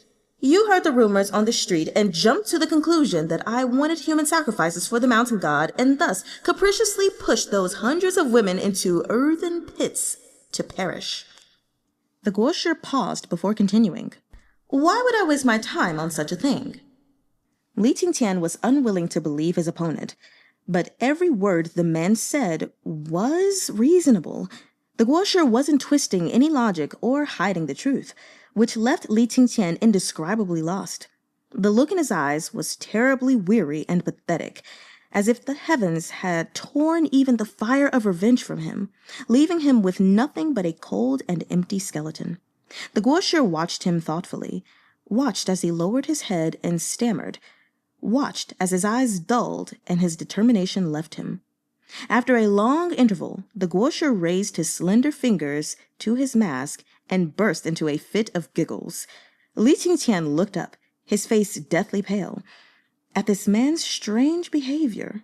In his bewildered eyes, the Guoshi was like a man toying with a little bird. He laughed harder and harder, each peal like the rising of a frigid tide, until Li Qingqian's hair stood on end. Why are you laughing? I'm laughing because you're amusing. You're seriously too amusing. Water-potting sword Li Zongshi, your reputation for suppressing evil precedes you. I've looked forward to meeting you for quite some time. Are all the Zongshi of this era so naive and innocent? Li Qingqian was stunned. You knew who I was from the beginning? With the sounds that sword was making outside. Wouldn't I have to be deaf to miss it? So, what you just said was all a lie? Li Qingqian spoke in a daze. The Guoshi sat down on the teen stool, one hand on the zither, one hand on his knee. His eyes were bright and serene as he smiled sweetly. Why would I lie to you? I've told you nothing but the truth. I never sacrificed hundreds of women to any mountain god, but I was indeed the one who buried them. Oh, not in exchange for the nation's prosperity, though. He paused, chuckling again. It was just for fun. Qingqian was stupefied. Don't you know why I picked those women? The Guoshi strummed the strings carelessly and produced a stuttering stream of random notes. He looked down and laughed. To be honest, the only thing they can blame is their resemblance to a certain bitch. She really made me hate her. He sighed, black pupils gleaming. I wasn't happy. You're insane. That's right. I am insane. The Guoshi giggled again. But if I told you that I'm lovesick as well, would you believe me? Are you not curious about whom those women resembled? Qingqian didn't respond, but the Guoshi was undeterred. You see, he continued at leisure, they all looked like this priestess I had, a lowly slave girl. I was generous with her, but she didn't respect me as she should. Instead, she repaid my kindness by doing something unforgivable. Then she vanished without a trace. I searched everywhere for her with no success. Then, many years later, I heard that a peerlessly beautiful woman had married a man in Chonghua. It was her. The Guoshi spoke of his all-consuming resentment in the most flippant of tones. How moving! Everyone at the time said that such a pretty young thing must have been crazy to marry such a harsh and unfeeling man. Her looks were clearly unmatched, but for some reason, she insisted on stupidly clinging to a frozen chunk of wood with no understanding of romance. Truly, what an insult to her beauty. Under his hand, the strings, refined from human hair, emitted a blood-curdling shriek. The Guoshi grinned. I thought so too. He pointed to his own temple. She must have had some problems up here to wed that man by choice. You see, she was so naughty. She refused to be a good Guoshi priestess and insisted on becoming someone else's nagging wife. It really made me so mad. The Guoshi's voice was cheerful, as if he were chatting about inconsequential matters. But what could I say? Someone in my position couldn't go around kidnapping brides. Therefore, he leered, savagely, baring 2 frightening rows of teeth. I thought of an excellent method to rid myself of my unhappiness. The Guoshi studied Qingqian's paper-white face and laughed. I, too, would marry, he said lightly. Didn't they say she was a rare beauty, a beguiling temptress? So I insisted on marrying hundreds, even thousands of girls who resembled her. That bitch wanted to climb the social ladder, so I made sure to trample her into the mud. Devastating beauty? He laughed again. Couldn't I have as many of those as I wanted? What was so special about marrying her? Never mind Qingqian. This time, even more Shee thought the Guoshi must have been sick in the head. He was obviously mad. Look at me. I gathered hundreds of priestesses who all looked just like her. What did she count for? The Guoshi spoke rapidly, his eyes gleaming. I wanted wives, so I dressed them all in golden crowns and phoenix robes. I made them kneel before me one by one. Qingqian had held his tongue all this time, even though his face was waxy with horror. But at these words from the Guoshi, his expression changed. Shao would never kneel to you, he snapped. He didn't expect the Guoshi to merely glance at him and laugh without a word of denial. Yes, there were those who wouldn't kneel. Qingqian couldn't muster a response. The Guoshi licked his canines, luminously white and sharp. He narrowed his eyes, his tone syrupy. But all those who dared resist and refused, all those bitches, he scoffed. They learned to behave in death. You're such a... Qingqian shook from head to toe with fury. Hatred coursed through him. But because he was a righteous man who never cursed, he couldn't find the words to hurl back at the Guoshi. His face flushed scarlet as he sputtered through quivering lips. You... The Guoshi just laughed, his eyes flashing with cruel satisfaction. Why, those girls wanted to be arrogant and unbreakable? No problem. I buried them on Phoenix Feather Mountain and let the deadlocked feng shui refine them into vengeful ghosts. Enough! Plenty of disagreeable things happen in this world, and of course, people don't always do as I'd like. I can't grant every one of my own wishes, but I can at least make it clear to everyone that they live at my mercy and die by my whims. You must be insane. You're insane. Li Qingqian could endure no more. With a flash of jade-green light, he swiftly drew his sword and struck toward the Guoshi's neck. Morsi was a veteran of countless duels. He could instantly tell that Li Qingqian had perfected this move over the course of a lifetime. It was enormously powerful, capable of shattering stone and scattering snow. Certainly, no more than 3 swordsmen on earth were a match for this strike. But the Guoshi didn't even flinch. From his lofty perch, he plucked the strings of his human-skinned zither and produced a ringing twang. The glare of the water-parting sword faltered, then blinked out completely. How? Li Qingqian was stupefied. Even Morsi had never fathomed that such a mighty slash could be nullified so easily. The Guoshi rose and lifted 2 fingers, his silhouette swift as a ghost. Before Li Qingqian had gathered his wits, the Guoshi had already reached out his hand and pinned Li Qingqian's blade between his fingers. With the slightest exertion of force, it shattered. You... Li Qingqian leapt back and shook his head in horror. How did you... The Guoshi laughed. How did I neutralize your sword so easily? Words failed Li Qingqian once again. The Guoshi's eyes sparkled serenely behind the golden mask as he carelessly tossed the sword hilt aside and slowly stepped closer to Li Qingqian. His hand shot out to brace against the pillar behind Li Qingqian as he edged in like a hungry panther. They locked gazes. It's the water-parting sword. The Guoshi's voice was low and sickly sweet. How could I not know it? Really quickly, I have a note here that says, don't tell me I was right. Okay, let's keep reading. The last vestiges of blood in Li Qingqian's face had drained away. His back collided dully with the thick redwood pillar, leaving him no place to retreat. His pupils shrank as he stared into those eyes behind the golden mask. His heart plummeted. Were those the eyes from his memories? The eyes that had saved him and his brother from the flames of war?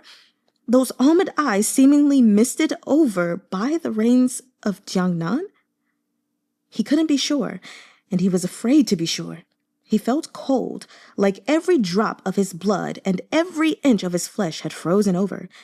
His water-parting sword technique had been developed from that green-clothed cultivator's sword manual.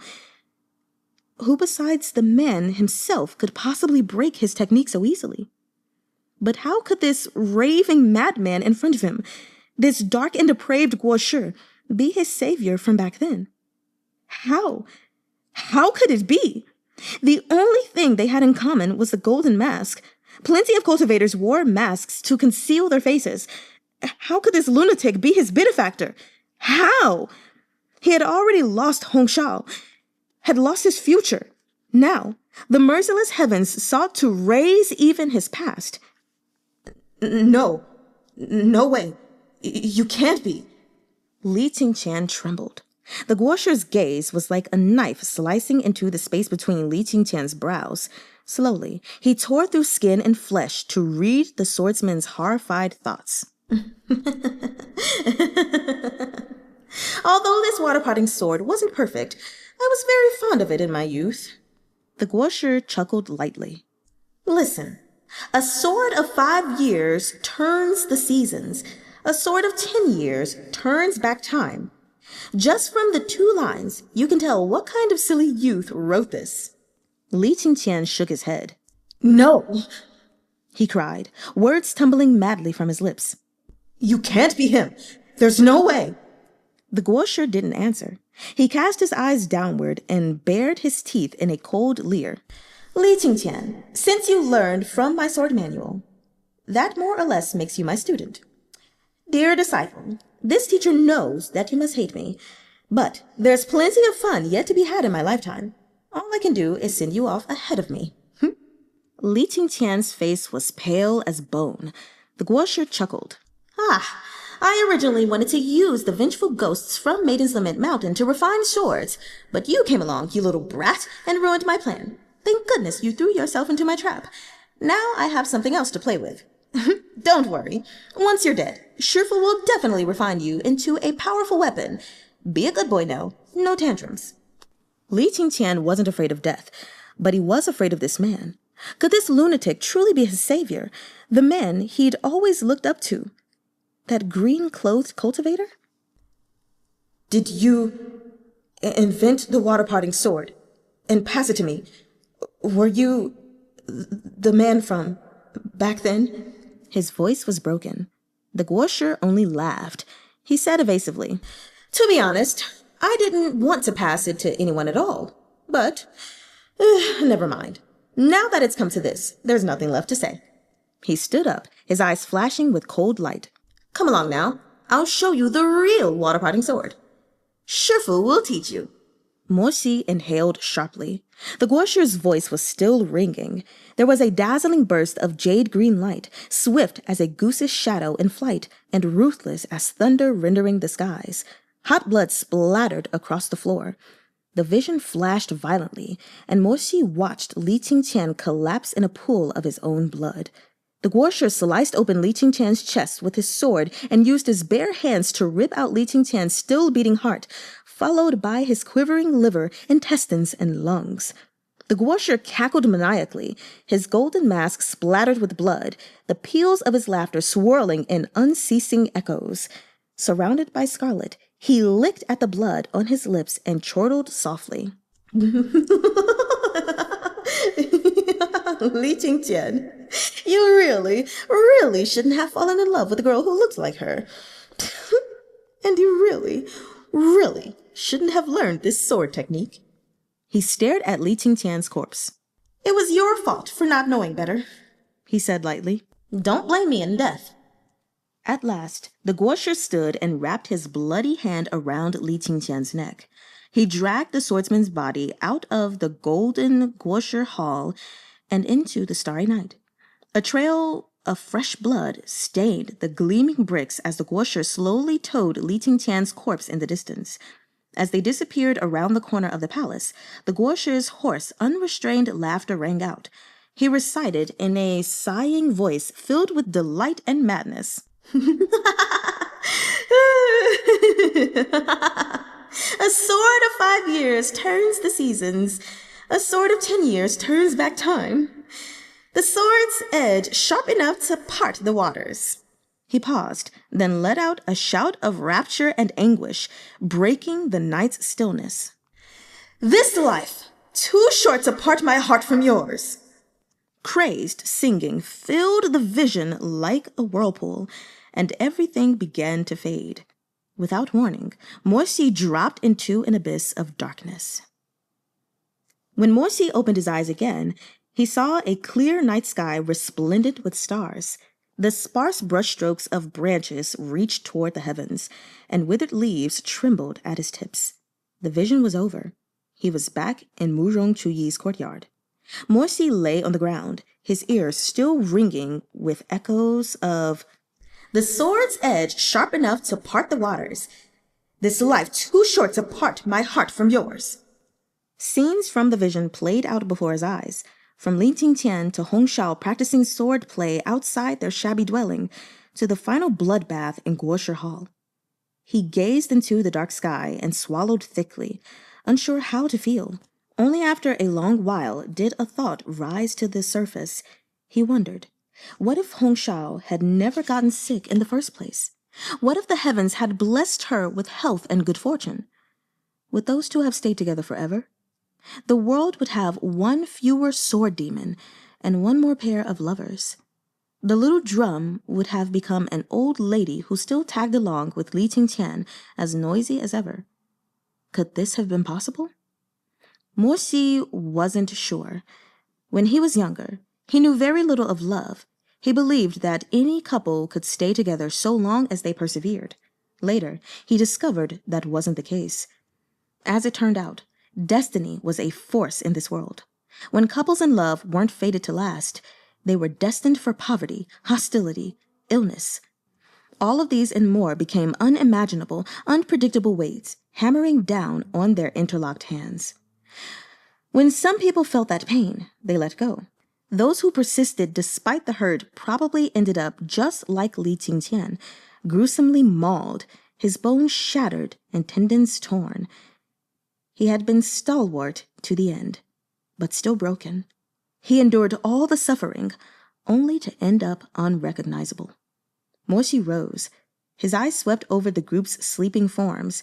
The medicine hadn't yet worn off for the others. Finally, his gaze landed on Goo Mahng, who remained unconscious as well.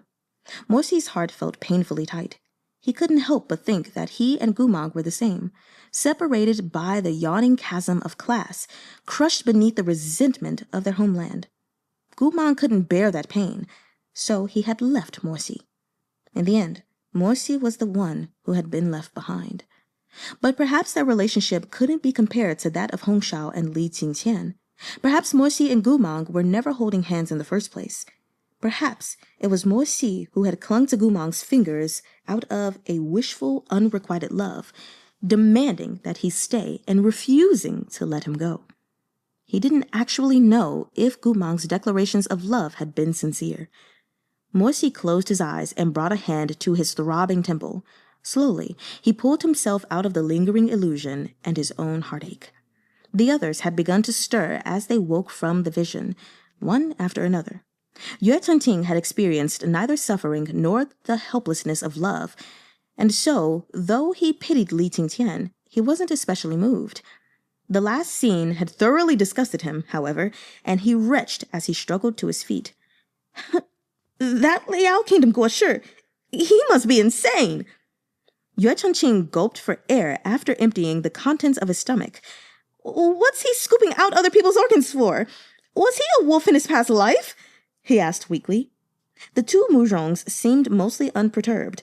Murong Chuyi's eyes were closed in expressionless meditation, while Murong Lian leaned wearily against the decorative stone and said, You know how sword spirits are. The more horrified they died, the more powerful they are. There used to be a master artificer who liked to coat people in glue, peel off their skin, cover them in sugar water, and throw them into a wasp's nest. Yooeh Chen-ching flapped his hands frantically, gesturing for him to stop, and then clutched at his stomach to retch loudly again. Murong Lian stopped, disgusted by Yooeh Chen-ching's antics. He braced a hand against the stone and pulled himself to his feet. After stretching briefly, he sneered.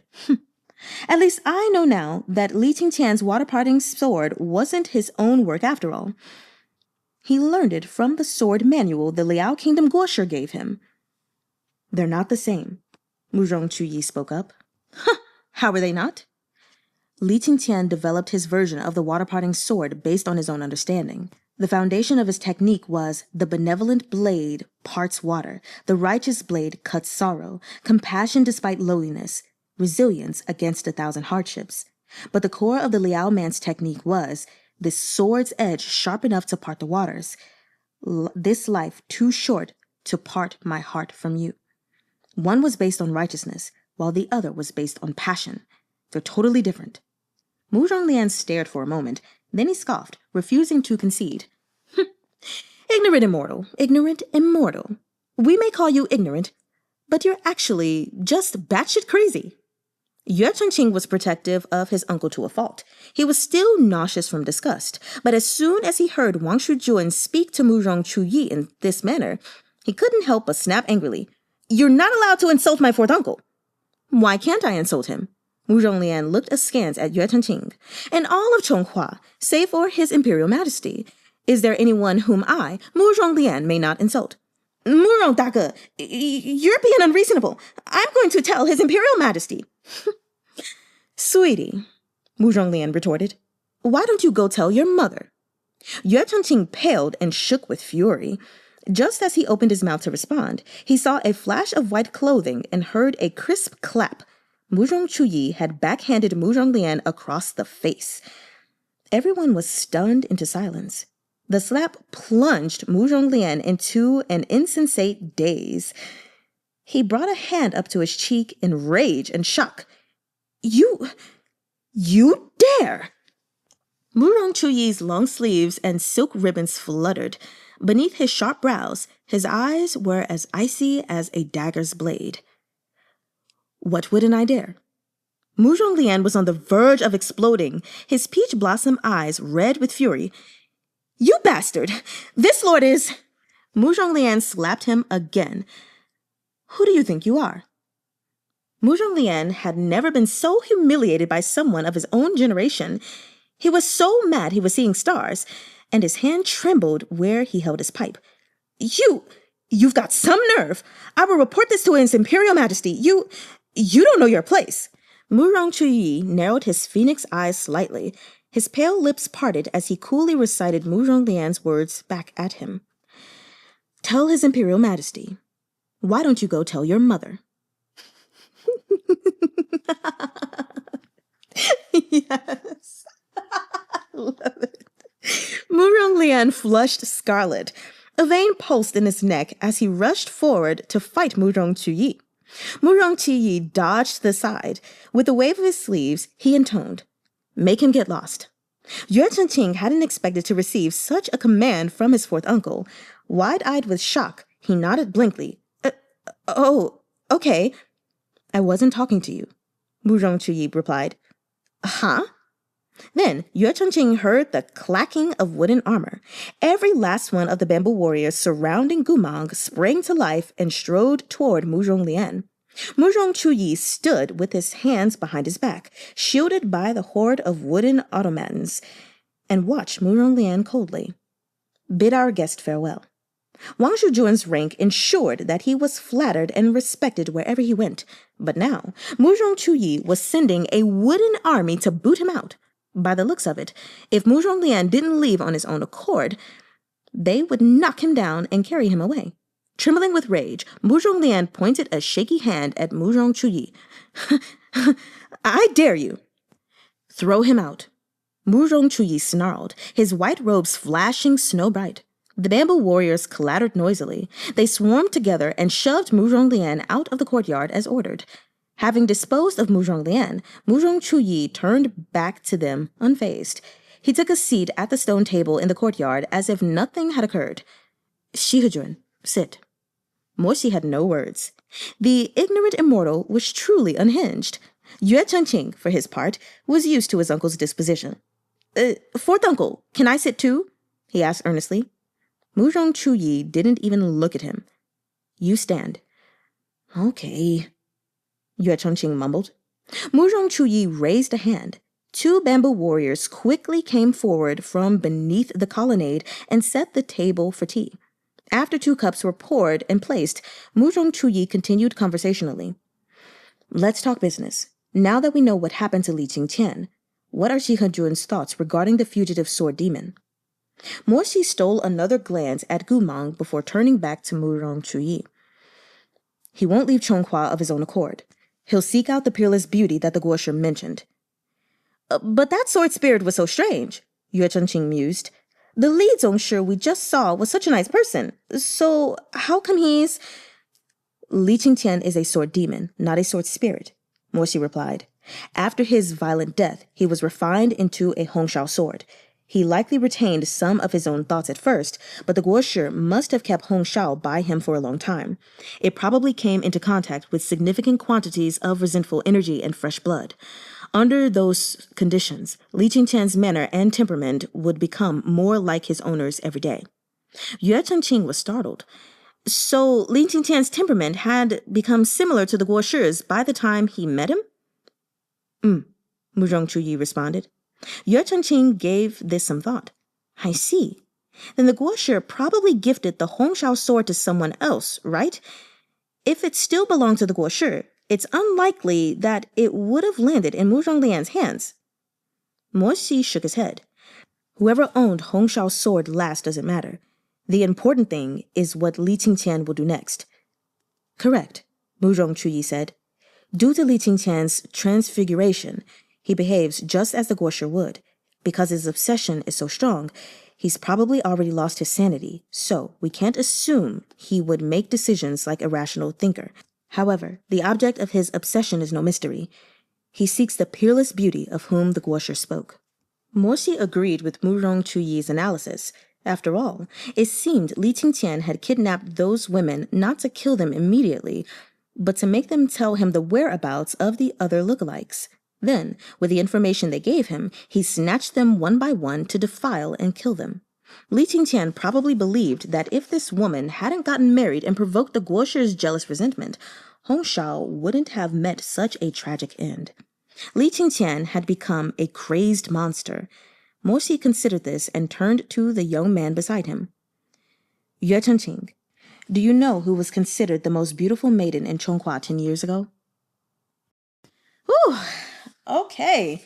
We have made it through the first 70 pages of Volume 2. And my God, this was heavy. So we first off just want to say we have encountered a flashback which lasted for ages. And I know how some people feel. I myself am a person who really doesn't care when flashbacks come, especially when they're so long and drawn out. And I feel like this is just a reoccurring theme in Danmei overall, where instead of giving us a shorter synopsis of a story with still having the detail, they just have chapters and chapters worth of this stuff. But one thing I can say is I actually did enjoy reading Li Qingqian's history, and I felt like it wasn't too long. Could it have been shortened a little bit? Yeah, sure. But I thought it was a decent amount. So I don't have a whole lot to say. I mostly just have review notes that I'm putting down for when we reviewed this book. But it's quite interesting, I will say, to see Murong Chuyi and his treatment of Yooeh Cheng-ching. He clearly is mean to him, ignores him, and it's sad. Because Yooeh Cheng-ching is still crawling all over him, basically. And meanwhile, he has another brother, a half-brother, whom he does not have any liking or respect for. And situations like that always kind of just make me sad to hear. Anyway, so now we have clarity that Li Qingqian is not a sword spirit. Rather, he is a sword demon. And we get this history of his life with Hong Shao, which was just really sad, really moving. So going off of the live yesterday, now we know why Li Qingqian turned into a sword demon. And it wasn't of his own doing, it wasn't of his own will. He didn't ask anyone to do this. It happened against his will. From the tragic story that happened between them and then wanting to go seek revenge to finding this Guoshi who happened to be the man that saved him. And he was brutally murdered. That was disgusting. I'm sorry. I really don't have a lot to say. I know there were so many other things that happened, but man, that was just truly disgusting how Li Qingqian was murdered. And then, oh my God. Okay, let me try to organize myself because I feel like I'm all over the place. So first off, with everything that happened as far as, how she ended up dying, this is one of those moments in which I would say, as long as a person is lucid and is competent of mind, that's why you should just go ahead and honor the wishes of dying people. Because instead of just letting her die with you like she wanted to, it was what she wanted, my guy. She ended up having to suffer such a fate. And it's one of those things where yeah, you were being selfish because you didn't want to see her suffer like this. And so you sent her away, which don't get me wrong, I get it. And I'm not saying that what he did was wrong. Sorry about that. There is no right or wrong scenario in this case. However, it would have been more beneficial if he had let her live out the rest of her days the way that she wanted. So that is one of the things that's really sad because all of this could have been avoided. But, well, that ended up not being the case. And I'm sorry y'all are hearing my stuff going off in the background. So yeah, that was unfortunate. And I'm glad we know what happened now. So now the thing is, who is this peerless beauty in Chongqua? And how is this stopping of the sword demon going to take place? Is he going to find her? Is he going to kill her? Or is she going to be saved? You know, who's going to save her? Also, the thing I want to say is Moo-wrong Chuyi, about his character. Clearly, he's like a master, okay? And he's giving me major Chuan-ing vibes, which it's clear from book to book that Rou Bao likes to have some similarities in there, which I think is pretty much the case. There are certain like little things or niches that the authors, at least that I've read more than one book so far, they just like to have certain tropes or certain things that are within their books. So yes, we have this genius Murong Chuyi, and boy was I glad when he slapped Murong Lian twice. And it was funny because that second time he slapped him, I have a note that said, yes, slap him some more. I was really happy that he did that. But I also want to know why he did it per se, because it said that he didn't really care about what people thought about him or what they said about him or anything of the sort. So for him to suddenly slap him, I'm wondering, was it related to maybe the way Murong Lian responded to Yooeh Cheng-ching? And even though he shows himself uncaring and unfeeling and everything toward Yooeh Cheng-ching, is it possible that he does care for him in some kind of way or something? And, you know, I even think about going back to volume 1 with the bamboo warrior protecting Yooeh Cheng-ching. Remember, I said that to me, it represented some kind of loyalty, and I believe that it had a consciousness. So now knowing that Murong Chuyi, this artificer, is the one who made it, you know, it's, and seeing him operate them to kick Murong Lian out, clearly, yes, they do have some loyalty to him or some kind of consciousness to know whose orders to obey, and that bamboo warrior protected Yooeh Cheng-ching when they were in the cave. Now it could just have been out of like familial duty, but there's something behind that. We'll see, because we all know from ErHa, Chuan-ing acted like he hated Morjan, but not really, which is clearly is a theme that Meat Bun loves. I hate him, but not really. So anyway, that is all I have to say. I hope you all enjoyed it. Like I said, I am out of school for the next week, so I'll be reading a lot more so that we can stay on schedule since I took 3 days off. Now, for anyone who may have missed the live session yesterday, I just want to make a couple of announcements just so you all know, so I can keep you abreast, whether you're on Patreon or on YouTube. First off, I want to say thank you all again for attending the live session last night. It was really, really fun analyzing book 1, but also there are some things happening on my Patreon that I want to let you all know about, because for those on Patreon, you have access to this or will have access to it. And for those of you on YouTube, you may consider like, oh, I want that or whatever in the future. So I have already told everyone that I am going to be moving everything that I have recorded pre my Patreon onto my Patreon just over time this year. So Thousand Autumns has already released 2 seasons or 2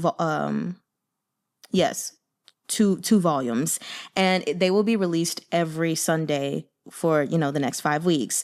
Stars of Chaos was actually released yesterday on a Wednesday and will be released volume by volume every Wednesday until we get through those 5 volumes. I haven't decided on what I will be working on next to put on Patreon. Probably going to be Devil Venerable Also Wants to Know, just because it's shorter and easier. But I am moving things from YouTube over to my Patreon so that you all can listen to these things without having to keep your phone open, because you can put these stories on Spotify or any other podcast app and anything like that. So you'll have access to those if you're on Patreon only, to use it that way. And then the other announcement is because people requested it and I enjoyed reading one of the chapters, and I was like, you know what? This is literally one of my top 5 stories.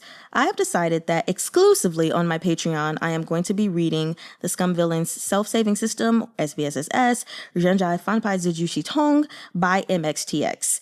That is something that will not be on my YouTube, as I'm a person who doesn't like to go back on my word. And I said that I would not be reading any of MXTX on this channel. So if you want exclusive access, you will have to go to my Patreon. But the thing about that is, because I'm doing so much, I'm reading it slowly. The goal is to read 1 chapter a week. If I read more, then that is what it is. But I'm reading it slowly over these next couple of months so that either by December 1st or January 1st, I will release a chapter a day. There are 31 total chapters in the whole story, and there are 31 days in December and in January. So depending on when I finish, that will determine when I release the recordings on Patreon. So I just wanted to let you all know that yes, I am reading it there. And if you're interested, later in the year, it'll be there for you. But that is all I have to say. My throat is tired and I need to get to work. So I hope you all have a great day or a great night, and Woa ai Niemen. And sorry that the video was late.